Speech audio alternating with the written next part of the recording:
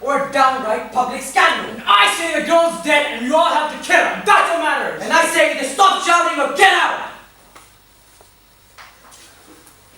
Some fathers I know would have kicked you out a long time ago.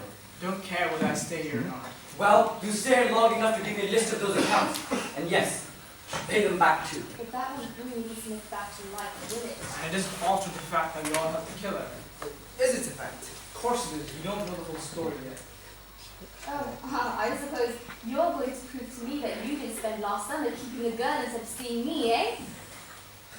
I kept a girl last summer, and I've admitted it. And I'm sorry, Sheila.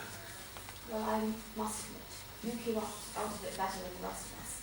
Inspector has said that. Well, he was an inspector. Well, she inspected us all right. And don't let's start pretending and dodging now. Between us, we drove that girl to commit suicide. Did we? Who says so? Because I said there's not more real evidence than we did, rather than there was that woman who was a police inspector. Now, Let's see how that would work. No, it wouldn't. you all admitted it. You all admitted to do something with the girl, but how do you know it's the same girl? Look, Mr. Burley, you sacked a girl called Eva Smith. You've forgotten, and the inspector shows you a photograph, and you suddenly remember, right? Yes. That part's straightforward, but then what? Then, she happens to know that Eva Smith once got sacked due to Sheila from Millward. She says it's the same Eva Smith. She shows her a photograph, and she quickly recognizes. Yes, the same photograph. But how do you know it's the same photograph? Did you see the one that your father looked at? No, I didn't. And did your father see the one that you looked at? No, he didn't, and I see what you mean now. Well, then there's no proof that there is the same photograph, or there's no proof that it's the same girl.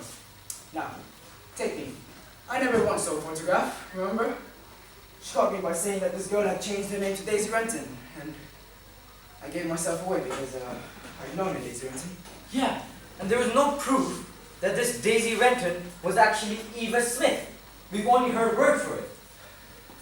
And we've only heard word for it that she was a police inspector. And now we know that she isn't. So all of this thing, this whole damn thing, could have been a piece of bluff. Of course it could.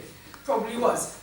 Now, what happened after I left? Well, Eric left the house, and this woman had said that if he did not come back, she'd have to go and find him. Well, that made me feel worse still, and, well, then she suddenly turned on me and said that I'd seen Eva Smith only 2 weeks ago. Those were exact words. And like a fool, I said, yes, I had. Now, I don't see why you did that. The girl didn't call herself Eva Smith when she came to you now, did she? No, of course not, but the way she suddenly turns on me, I answered more or less what she wanted me to answer. But Mother, don't forget she showed you a photograph and you obviously recognized it. Did anyone else see the photograph? No, she only showed it to me. Then, don't you see? There's still no proof that it was the same girl. She could have showed you a photograph of any girl who applied to the committee. How do we know it's the same Eva Smith or Daisy Renton? Gerald's dead right. She could have been showing us different pictures the whole time, and we'd be none the wiser. We could all have been recognizing different girls. Exactly. Now, Eric, did she ask you to identify a photograph? No, she didn't need a photograph by the time she got down to me. But obviously, it must have been the girl I knew went to see, Mother. Why must it? She said she had to help because she wouldn't take any more stolen money. The girl I knew had told me that already. Even then, might have all been nonsense. I don't see much nonsense about it when a girl goes and kills herself. You lot might be laying yourselves out nicely, but I can't, nor can Mother. We did it right already. Wait a minute. Don't be in such a hurry to put yourself into court. That whole interview with your mother could have been as much of a put-up job like all of this inspector business. How can it? The girl's dead, isn't she? What girl? There were probably 4 or 5 different girls. That doesn't matter to me. The one I knew is dead. Is she? How do you know she is? That's right. You got it. How do we know if any girl even killed herself today? Now answer that one. Look at this from this woman's point of view. She wants to come in here, and she needs to surprise us, so she can bluff us and ask us questions. So she starts right off. A girl has just died on the way to the infirmary.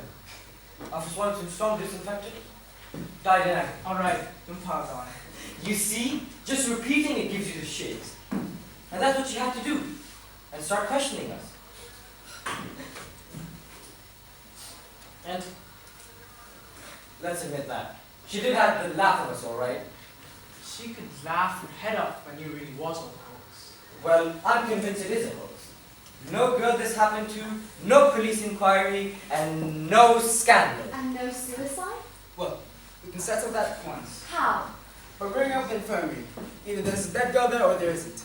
It would be a bit queer ringing up at this time, wouldn't it? I don't mind doing it.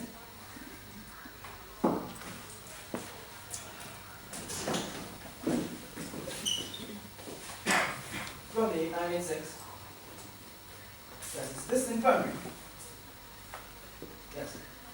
This is Mr. Gerald Croft of Crofts Limited. Yes.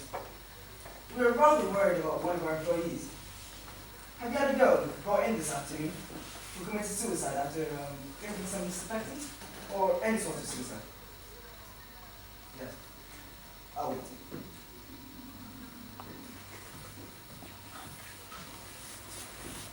Yes? Are you certain of that? Very well. Thank you. Good night.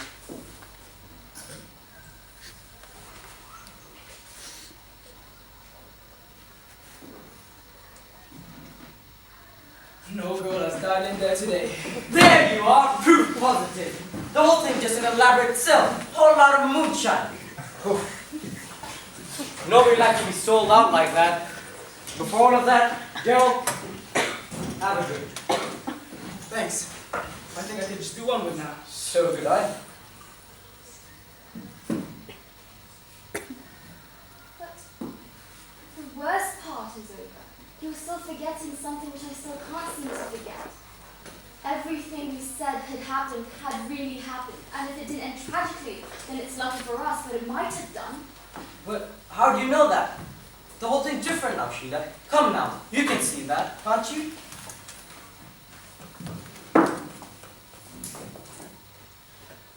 And you won't help kill her. You should have looked at the faces of these two people when she said that. Going somewhere, young lady. I want to get out of this. It frightens me the way you talk. Nonsense. You'll have a good laugh over it. Perhaps it'll make you feel a bit better if you ask Gerald for the ring he gave to him. You're just pretending that everything's just as it was before. I'm not. No, but these others are. Well, it is, isn't it? The whole thing was just a hoax. So nothing's really happened. There's nothing to feel sorry for, nothing to learn. We can all go on behaving just as we did. Well, why shouldn't we? Yes, and you're not going to? I tell you, whoever that inspector was anything but a joke. You knew it then. You were beginning to learn something.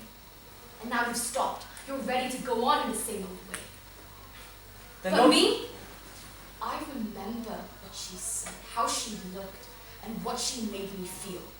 Fire, blood, and anguish. And it frightens me the way you talk, and I can't listen to any more of it. I agree with you, it frightens me too. Well, then don't stand there, looking hysterical. Go to bed. No, we're tired. In the morning we'll be as amused as we are. Everything's all right now, Sheila.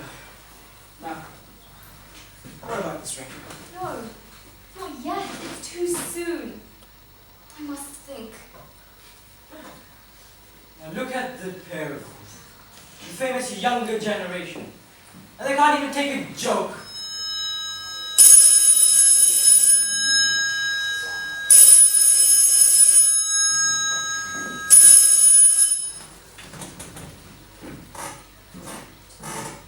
Yes? Mr. Bunny?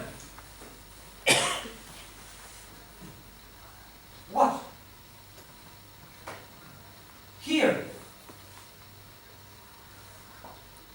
All right.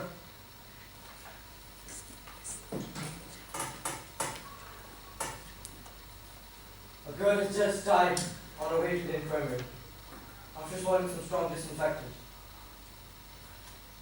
An inspector is on his way here to ask us some questions.